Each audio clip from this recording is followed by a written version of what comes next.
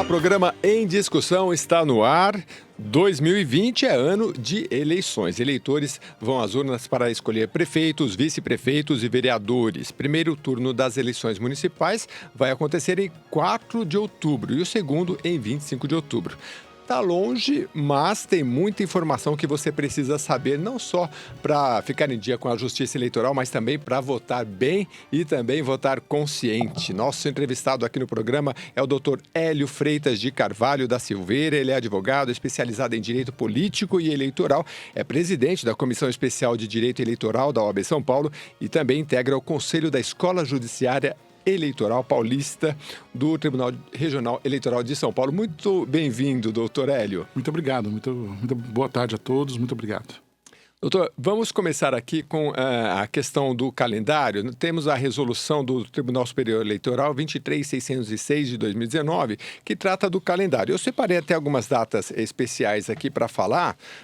Por exemplo, 1º de janeiro, que já passou, já começa a proibição de distribuição gratuita de bens, enfim. Queria que o senhor falasse dessas datas principais. Sim, o Tribunal Superior Eleitoral estabelece sempre, todo ano eleitoral, o calendário, né, sobre as eleições do ano eleitoral. E ela estabelece algumas regras que são importantes que devem ser observadas a todos. O calendário guarda correspondência com as próprias resoluções do Tribunal Superior Eleitoral. O que são as resoluções? Na verdade, é a integração dos vários diplomas que tratam sobre direito eleitoral, sobre a matéria eleitoral que regula as eleições do país. O que é o direito eleitoral? É a ciência que estuda de como que você vai colher a vontade do povo, a vontade do eleitorado e transformar em mandatos eletivos. Então esse é o objetivo disso que nós chamamos de direito eleitoral, tão importante para a democracia funcionar.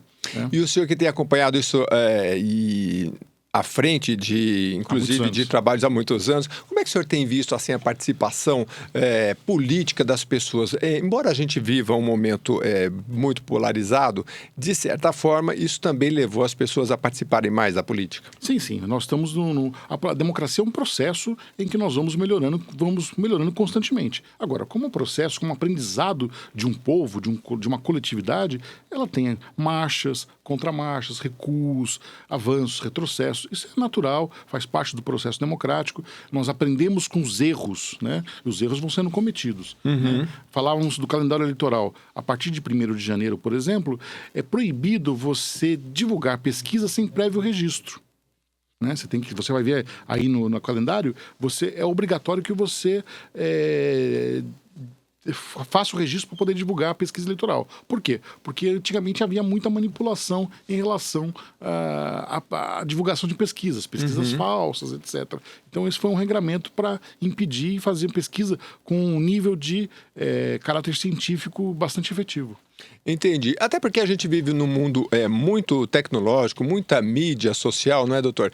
E uma questão importante é as chamadas fake news, né? Queria que você comentasse um pouco, porque o senhor falou da questão da pesquisa, né? Tudo precisa ser muito bem elaborado, registrado, né? Porque a disputa de poder é grande. Bem, a questão da fake news, que eu prefiro até chamar de desinformação, ela é um problema gravíssimo e que tem preocupado democracias pelo mundo afora. Nós ainda não estamos preparados para esse novo mundo complexo de troca de informações pela internet com caráter de afetar o processo democrático. Por que é muita coisa, doutor? Porque assim, o próprio calendário, ele define quando é que você pode, o próprio TSE vai fazer a sua propaganda institucional, me parece que é a partir de 1º de abril, depois tem o prazo que os políticos podem ir à televisão, na rádio, enfim. Agora, no mundo da internet, assim, a gente recebe milhares de divulgações. Nós tivemos o caso dos Estados Unidos, por exemplo, né, na eleição do presidente Trump, que foi lá aquela questão também de fake news, e isso é mundo afora, né? É difícil regularizar essa área com mídia social hoje? O TRE olha para isso, o TSE? Olha com atenção e com muita preocupação. Mas veja só uma coisa. Embora você possa dizer, a partir de 1º de abril, essas datas regulares que o calendário traz, é importante nós fixarmos o seguinte: o processo democrático ele é constante. O processo de troca de informações ele é perene. Ele não para jamais. E numa rede de comunicação, numa sociedade informatizada como a nossa, cada vez mais tecnológica, isso não é a todo instante. Sim. E nunca antes na humanidade, é preciso dizer, nós tivemos um planeta tão globalizado, tão integrado do ponto de vista de comunicação. Hoje, o que você levava pelos meios de comunicação tradicional algum tempo atrás para descobrir que teve um tsunami no Havaí, hoje você sabe em poucos minutos. Sim. Hoje, quando você sabe que tem um terremoto na Turquia, você sabe, seu celular já avisa que teve um terremoto na Turquia. Caiu um avião no Cazaquistão, você está sabendo. Então nós estamos integrados o tempo todo, conectados, integrados e sabendo de coronavírus e toda uma série de doenças. Mas a gente não sabe de muita coisa com pouca profundidade. Doutor. Pois é, então nós temos que caminhar para uma educação digital, saber compreender. Agora, tem pessoas, e há literatura sobre isso, que descobriram antes de todos o uso maléfico para isso, tá certo? De como que ele poderia manipular e tentar vender essa desinformação. Mas isso não é de hoje, né, doutor? Eu já li, por exemplo, que Hitler tinha propagandas, por exemplo, de hospitais maravilhosos, ou locais em que se tocava piano, e aquilo era vendido para o mundo, né? Olha como eu trato muito bem aqui as pessoas. Pois é, mas aí você corre teve todo esse processo que foi dramático, foi um aprendizado para a humanidade, né, que resultou em muitas mortes, em tragédias universais, mas você caminha para poder corrigir e impedir que essas circunstâncias aconteçam. A gente vai evoluindo. Mas, de qualquer maneira, isso, de alguma maneira, retorna agora nesse mundo digital, sem controle, sem saber, com perfis falsos, né? Atuando e sem que a gente possa controlar. Então preocupa muito a Justiça Eleitoral, uma cruzada para a educação sobre isso, para evitar a desinformação, que a desinformação afete o processo eleitoral. Eu acredito. Por exemplo, deixa eu concluir só uma ideia. Por exemplo, no Brexit, que foi o grande laboratório para tudo que se aconteceu depois, tinha informação de que se a Turquia ingressasse no mercado comum, na União Europeia, 70 milhões de turcos entrariam na Inglaterra. Isso foi vendido como um terrorismo para as pessoas. E eles foram... E influencia. Eles foram buscar as faixas mais vulneráveis a esse tipo de informação. Que antes, o cartaz da Gestapo, do ministro Goebbels, da propaganda nazista, não conseguiria alcançar precisamente aquele que fosse o mais sensível para isso. É verdade, né? É verdade. Agora, 70 milhões de pessoas... Olha a desinformação. É a população da Turquia. Ou seja, toda a população iria para a Inglaterra. Absolutamente. Agora, precisa ter critérios, precisa ter educação para isso, o que está sendo compartilhado, os cuidados que a população tem que ter com o manejo dessas informações. E esse cuidado não tem. Né? Hoje em dia, no Brasil, se fala que 30%, pelo menos um terço da população, 60 milhões de pessoas, deixam-se levar por informações falsas. Então você tem situações... Outro dia assisti o Drauzio Varela no programa do Roda Viva. E ele dizia, é uma atitude criminosa aquele que diz que a vacina faz mal para as pessoas. Nós estamos tendo um surto de sarampo na população. Do mesmo modo que é criminoso a divulgação de informação falsa para fins eleitorais, para fins de manipulação. Agora, a época do coronavírus, a todo momento a gente recebe fake news e aquilo é repassado, né, numa velocidade muito grande. O próprio ministro da Educação advertiu. O nosso maior problema hoje são as notícias falsas, a desinformação que tem sido propagada com essa questão no combate à doença. Agora, doutor, com certeza o Tribunal Regional Eleitoral vai fazer a sua parte, aqui em São Paulo também, mas eu acho que se a gente puder contribuir ainda aqui minimamente para falar sobre educação, eu acho que cabe a cada um de nós, né? Eu tiro por mim mesmo, por muitos anos eu falei, poxa vida, estudei, fiz nível superior. Ele chegava na época da eleição e ficava catando, aquele tempo era santinho. Um dia eu parei e falei, não é possível. Vou perder 10 minutos, hoje tem internet, vou olhar os candidatos, vou olhar com atenção. É 10 minutos que você perde, né? Daqui a pouco eu vou colocar aqui até alguns sites que as pessoas podem verificar, por exemplo, até vou falar já, por exemplo, aplicativos que você pode olhar. O Match Eleitoral, que é www.m, né, ATCHeleitoral.folha.ol, tem o Apoie, tem o hashtag Tem Meu Voto, são vários, Vote na Web, tem hashtag Me Representa e Transparência Brasil, tirando aqui de uma reportagem que saiu na revista Super Interessante. Então basta a gente procurar perde um tempinho, vai lá olhar os candidatos e aí não vai cair tanto nas fake news, porque para não ficar na superficialidade. Né? Mas eu posso lhe falar uma coisa que é muito importante? Eu quero fazer a defesa da propaganda eleitoral. Sim. A propaganda eleitoral, nós pensamos em geral que é direito do candidato fazer propaganda eleitoral, mas é direito também do eleitor ter a propaganda eleitoral, receber a propaganda eleitoral. Por isso que ela é gratuita em rádio e televisão. A propaganda eleitoral, ela vai permitir você comparar as propostas. Esses 10 minutos que você está dizendo, você vai poder comparar os candidatos, desarmado. Você ter, como se fala, boa vontade para ouvir as propostas que estão sendo colocadas, que vão representar um ideário administrativo, político, para o período dos próximos mandatos dos 4 anos. Então, é através da propaganda eleitoral, que é a comparação, é através do debate. Né? Os meios de comunicação têm uma função fundamental.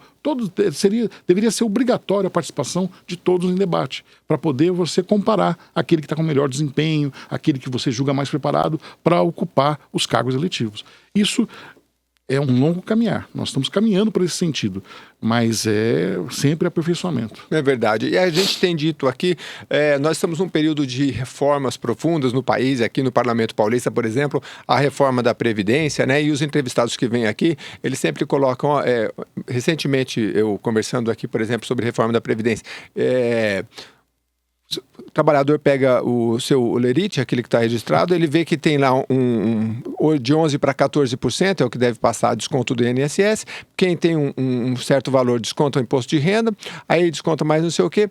Vai no mercado, tudo que você compra é 30%, 40%, 50% de imposto. Eu acho que o brasileiro, de certa forma, ele vai percebendo que a sua atuação política é cada vez mais importante quando ele sente na pele que, de todos os lados, para o bem ou para o mal, você tem que participar do processo, né? Porque senão isso acaba atingindo diretamente, e quando afeta no bolso, as pessoas realmente se movimentam. E diante de uma revolução tecnológica tão profunda, em que também, onde algumas questões estabelecidas após a Segunda Guerra Mundial, que foi uma guerra importante, estabeleceu alguns paradigmas para a humanidade que agora estão sendo desconsiderados. Por exemplo, previdência pública, educação pública, saúde universal.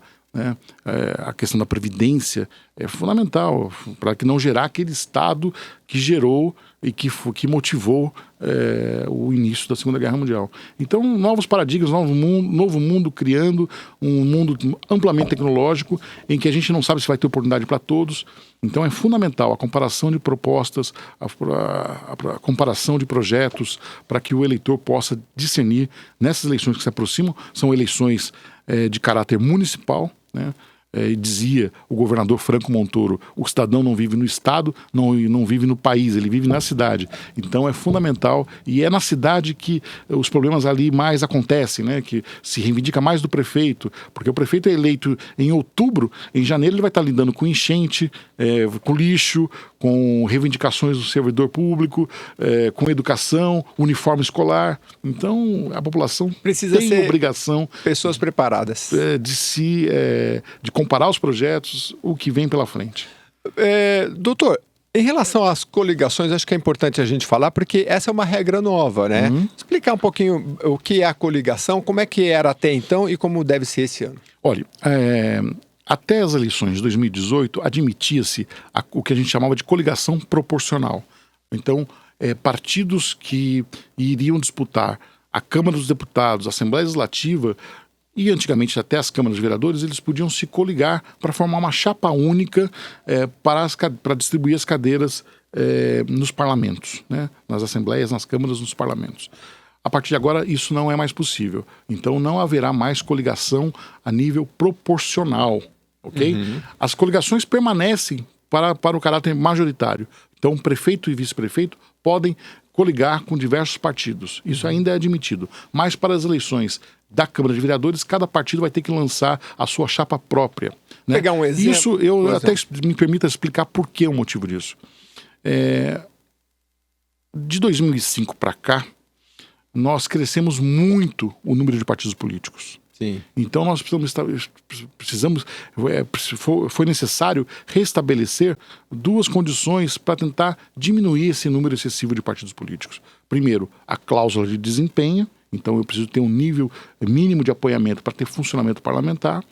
Segundo, proibir essas coligações proporcionais, para que partido que realmente não tenha aprovação da população não ocupe as cadeiras. Então, isso tem o objetivo dessas reformas é você diminuir o número de 33 partidos em funcionamento, que são muito, e se tem mais 30 e tantos ainda em discussão no TSE. Aliás, o senhor tocou num ponto importante, porque a ciência hoje explica com bastante clareza que quanto mais opção, pior para escolher. Isso é para tudo, né? Então, assim, se você coloca... Teve um estudo na Inglaterra que o camarada colocava 10 planos de aposentadoria. Quando colocava 2, os funcionários 50%, 70% escolhiam. Colocaram 10, o pessoal fala, não dá para... Por quê? Porque vai pensar. E esse pensar nunca chega, porque deixa para amanhã, deixa para depois, enfim. Bom, então, só para dar um exemplo claro para o eleitor entender. Vamos pegar um partido, por exemplo, aqui na casa, por exemplo, nós temos o Partido dos Trabalhadores e dentro da oposição o PCdoB também. Então, assim, antes eles podiam se coligar. Eles poderiam se coligar para prefeito. Isso. E, por exemplo, o PCdoB apoiar o PT, por exemplo. Aqui na Assembleia Legislativa para governador. Então, eles se coligaram na chapa de deputados estaduais para agregar maior número de votos para essa cesta de votos. Isso não pode mais. Então, isso não pode mais. Agora eles vão ter que estar isolados. O PT lança um, o PCdoB lança outro. Uma vez e meia o número de cadeiras. Ah, tá bom. PSDB, todos os demais. É a mesma coisa. Cada um tem que lançar o seu candidato a prefeito. Agora, no campo, para vereador, aí como é que funciona? Também. Cada partido vai lançar o seu bloco fechado. Então... em São Paulo, nós temos 55 vereadores. Vai lançar uma vez e meia o número de assentos na Câmara Municipal. Vai dar 100 e alguma coisa, 110 candidatos, ok? Então, cada partido vai poder lançar esse número. 110 não, minto. Um pouco menos de 110. Mas vai lançar lá um número... E o senhor acredita que vai ter um maior número de candidatos a prefeito, já que cada partido tem que lançar o seu? A tendência é essa, porque embora não sejam eleições vinculadas uma à outra, né? Você ter um cabeça de chapa, vamos dizer assim, um candidato a prefeito que divulgue o ideário partidário, de alguma maneira puxa o voto, indica o voto à coligação, à chapa de vereadores. E como é que fica o horário por exemplo, na televisão, se aumentar o número de candidatos a prefeito, aí diminui para cada um ou não? Porque, por exemplo, você for numa eleição anterior, você tinha 10 candidatos. Se você tiver mas 20... o critério que obedece à distribuição de propaganda eleitoral na televisão é o critério da eleição de 2018. Vai ter correspondência com o número da bancada de deputados eleitos na última eleição. Entendi. Doutor, uma outra questão importante. Biometria. Isso aí... Sim. Tem cidades que já... vai ser obrigatório para todo mundo? Vai ser obrigatório. Vai ser obrigatório para todo mundo. Já é. Quem vai se recadastrar, quem tem... porque também não dá para recadastrar todo o universo de eleitores que nós temos no Brasil. Então isso tem sido feito paulatinamente. Tem sido feito... É um processo que está sendo escalonado. Tinha uma faixa na escola. Tem locais espalhados que podem... Tem locais espalhados, zonas eleitorais, cidades que estão fazendo a biometria. O nosso cadastro da Justiça Eleitoral é um dos mais completos do país. E com o avanço tecnológico se quer cada vez mais resguardar a tecnologia. Hoje se colhe a biometria para ter um nível de segurança cada vez mais excelente. O nível de segurança é alto, é bom, então está se aprimorando isso para que você possa, no futuro, votar com o seu título e conferir com a biometria. Esse é um processo que está sendo evoluído. Hoje em dia você vai no banco, já pedem a sua biometria. Né? Hoje em dia, para ativar um celular, você já faz com a biometria. A gente tem que ter até cuidado para não comprar as coisas sem querer. Se eu estava com uma amiga que ela colocou o dedo, comprei o aplicativo. Aí e agora o que eu faço? É complicado, mas é o mundo moderno. Pois e, enfim, nas eleições também. Doutor, vai evoluir para isso. O que a gente pode falar também sobre regra de financiamento? Porque nós viemos aí com várias alterações. Várias alterações a partir de uma decisão do Supremo Tribunal Federal em 2015, que proibiu o financiamento empresarial. Hoje em dia, só é admitido financiamento a partir de pessoas físicas, 10% dos rendimentos brutos do ano anterior à eleição, eu posso doar para um candidato, e o financiamento através dos fundos eleitorais. o Fundo Especial de Financiamento das Eleições e o Fundo Partidário. É isso que tem financiado as eleições do Brasil. Se você me perguntar, é suficiente? Eu digo não, não é suficiente. Me preocupa muito de como vão ser essas eleições municipais pelo país afora. Porque os recursos foram reduzidos. São poucos. Foram reduzidos. Eles são insuficientes para você fazer uma campanha efetiva. Eu acho que nós vamos ter que caminhar algum instante para rediscutir a volta do financiamento empresarial. Não nos níveis que eram e que permitiram aí más práticas, né, públicas, mas limitando, criando um teto de possibilidade de doação que seja baixo, mas que de alguma maneira não pese para o orçamento da República, né, do Tesouro Nacional, e que permita à sociedade se organizar em torno do processo eleitoral. A democracia tem custo, isso precisa ser financiado. Né? Como é que é em outros países, por exemplo, Estados Unidos? Também, nesse vai e vem. Já foi permitido doação de pessoas jurídicas, proibiu-se, retornou-se. Né? O mundo inteiro se debate como que vai fazer esse processo de aperfeiçoamento. Agora, com essa era também de youtuber, gente que mexe muito na rede social, tem candidatos que são mais expressivos nessa área. Eu vi dentro do calendário uma data que fala de uma espécie de arrecadação. Não, a partir de maio é permitido que você faça o financiamento coletivo. São aquelas vaquinhas virtuais para pré-candidatos, né? Mas você começa a recolher dinheiro, mas ele entra no mesmo limite de doação de pessoa física, né, no mesmo 10%. Só que você antecipa para a pessoa vai vendo da sua viabilidade. Se ele registrar a candidatura lá no dia 15 de agosto, aí ele vai ter acesso a esse recurso arrecadado por financiamento coletivo. Bom, nós temos entre outras datas aqui, eu vou fazer uma rápida leitura e o senhor aproveita para comentar o que for mais relevante. Por exemplo, 15 de maio, pré-candidatos poderão fazer arrecadação prévia de recursos na modalidade de financiamento coletivo. Isso que o senhor acabou de falar.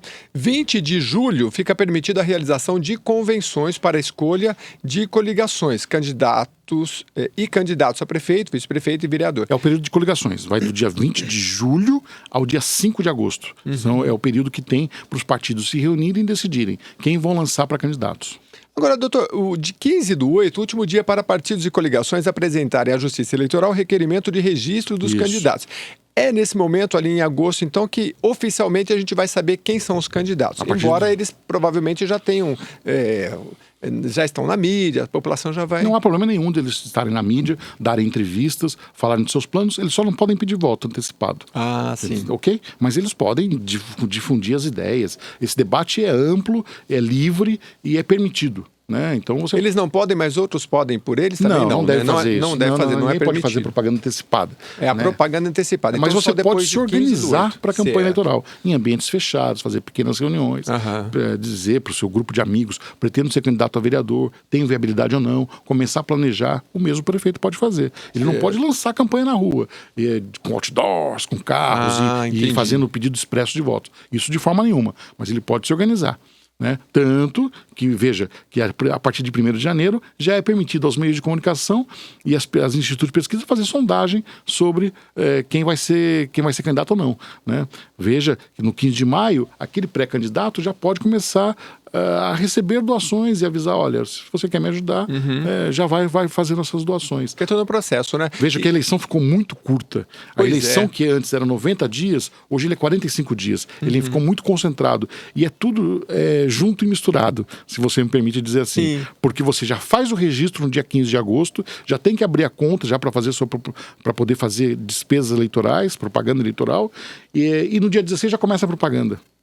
Então é tudo muito ali concentrado. Antes você tinha, a eleição era em etapas. Primeiro o registro, depois começar a propaganda, depois as prestações de contas, ele tinha lá os seus tempos próprios. Agora não, ficou muito concentrado, então é uma eleição instantânea.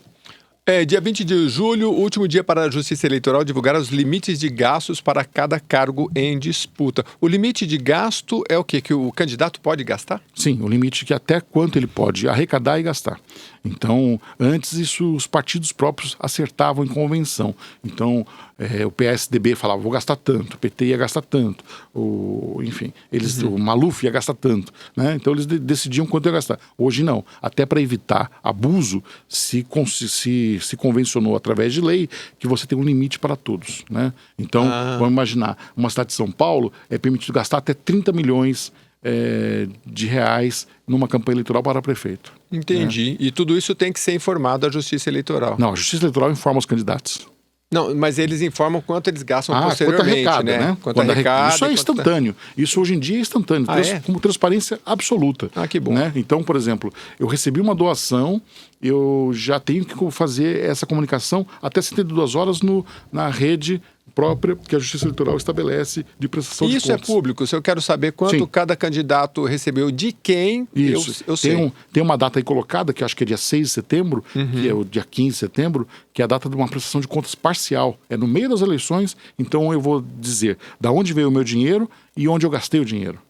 Até ali. E depois tem uma prestação de contas final. Isso tudo está disponibilizado. Você tem esse dado desde lá de trás. Né? Esse dado está lá coletado. Você pode saber quem financiou quem.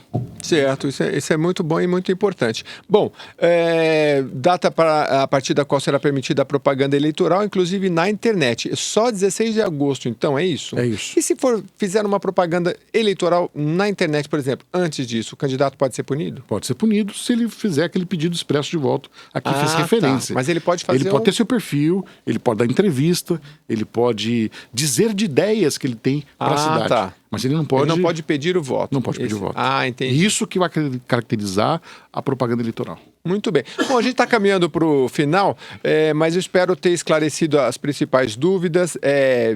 A eleição, como a gente abriu o programa, é só em outubro, mas desde já, que o eleitor... Pois não, doutor. Eu só queria aproveitar para combater uma fake news. Claro, diga. Sobre a urna eletrônica. Né? Sim. Eu quero fazer a defesa da urna eletrônica. O Brasil desenvolveu um sistema excepcional de votação e de apuração de votos. É absolutamente confiável. Nós, esse ano, completamos 25 anos da lei que estabeleceu pela primeira vez a votação eletrônica no Brasil, nas eleições de 96. Ela foi uma lei de 95. Então, e nós temos, ao longo desse período, absoluto sucesso com a urna eletrônica, com alternância de governantes, de ideários diferentes, né, nesse período todo. Então, tem sido um sucesso. E há uma fake news dizendo, colocando em dúvida a votação eletrônica. É falso, não acredite nisso. Acredite o eleitor que quando ele vai votar, o seu voto vai ser respeitado e vai ser computado, vai ser contado e vai ser decisivo para os destinos do país. Muito, muito importante que o senhor trouxe, porque a gente abriu o programa falando de fake news e é preciso realmente... defender uma tecnologia nossa. Sim. Nós criamos essa tecnologia, nós exportamos essa tecnologia, nós somos exemplos para o mundo sobre isso. Você pega outras eleições em outros lugares do mundo, você vê a confusão que é. Aqui no Brasil... Contar papelzinho, né? Eu já estive, já fui fiscal em eleição em papel. Você levava dias, não sei se vocês se recordam, aquela insegurança de quem ia ser eleito ou não. Você vai para casa, às 8 horas da noite, 9 horas da noite, você já tem cenário de quem está eleito. Um país continental do nosso tamanho. É muito importante. Bom, doutor, acho que como última também orientação, a velha colinha no dia da eleição, acho que é importante a gente... Você sabe que eu estive conversando com um especialista do imposto de renda, ele falava assim, olha, imposto de renda tem uma data, mas é uma coisa que você tem que fazer o ano inteiro, vai guardando os recebidos. Eu acho que a eleição é a mesma coisa, tem uma data, mas você já vai guardando o papelzinho, já vai fazendo um estudo, já marca os números, quando chegar no dia você está... É um processo. Essa eleição é até mais fácil, porque são dois cargos apenas que vão estar... Uma eleição geral que tenha deputado estadual, deputado federal, senador, governador, presidente, é mais custosa. Por isso que eu sou contra aqueles projetos que unificam as eleições. Né? Seriam eleições imensas, não tem sentido. Eleição de 2 em 2 anos é boa, a democracia é praticada. Democracia e eleição é que nem quanto mais você vai praticando, melhor você melhor vai aprimorando, vai ficando cada vez melhor. Né? Então, na próxima eleição, a cola é útil, levar o número do seu candidato na hora de digitar ali na urna eletrônica, facilita bem a votação. Doutor, temos, infelizmente, eu acho que tem que voltar, porque são muitos os temas, o senhor já está convidado, tem muita coisa que faltou falar e você que nos acompanha também pode mandar suas perguntas e sugestões. Mas me lembrei de uma, em relação à mulher candidata, isso foi alterado já nas outras eleições, né? Mas o que nós temos? Também é um processo e é uma conquista. Cada vez mais se deseja candidaturas mulheres. Eu até tenho defendido no âmbito da Ordem dos Advogados que a gente só vai sair sair da crise para valer quando tivermos um parlamento representativo, metade homem, metade mulher, né? Então esse é um processo que se diz do machismo, se diz de muita coisa que é uma longa evolução, né? Mas ele tem sido um processo cada vez mais que nós estamos desenvolvendo. Antes havia uma cota... Depende mais dos homens ou das mulheres para ocupar esse espaço? Depende de toda a sociedade. Antes havia uma reserva de vagas que ela não era cumprida, os partidos políticos não cumpriam essa reserva quer dizer, cumpriam a reserva de vagas, não lançavam candidatos, porque não havia mulher suficiente. Então você tem que convidar essas mulheres. Depois passou a ser obrigatório. Aí se criou aquela ideia de candidaturas laranjas, candidaturas falsas. Veja que no Brasil você tem um índice de 15 mil mulheres candidatas que não votaram nelas próprias. Né? Então é um dado alarmante. Então, no âmbito da ordem... Como existem outros segmentos, se a gente pegar a comunidade negra, por exemplo, muitos não votam nos próprios negros, mulheres às vezes não votam em mulheres, enfim. Mas a candidata não votaram nela própria. A própria candidata. Né? Então nós temos que criar regras que garantam efetivamente que elas vão ser candidatas, que elas vão ser respeitadas como candidatas e que elas vão ter algum grau de financiamento obrigatório para poder aproximar, para diminuir esse déficit de representação das mulheres no parlamento. Isso é fundamental. No âmbito da Ordem dos Advogados aqui de São Paulo, nós criamos um observatório de candidaturas femininas, então nós vamos estar acompanhando as cidades. Se houver ocorrência, se houver denúncia de candidaturas laranjas, nós vamos ser os primeiros a denunciar. Ótimo, já está convidado para vir aqui também para falar só sobre esse tema. O programa em discussão ficou por aqui, agradecendo muito a participação do nosso especialista de hoje, Dr. Hélio Freitas de Carvalho Silveira, advogado especializado em Direito Político e Eleitoral. Muito obrigado, doutor Hélio. Eu que agradeço o convite. E você que acompanhou a gente até agora, fique com a gente, mande suas questões pelas redes sociais que a gente responde aqui. Muito obrigado e até a próxima edição.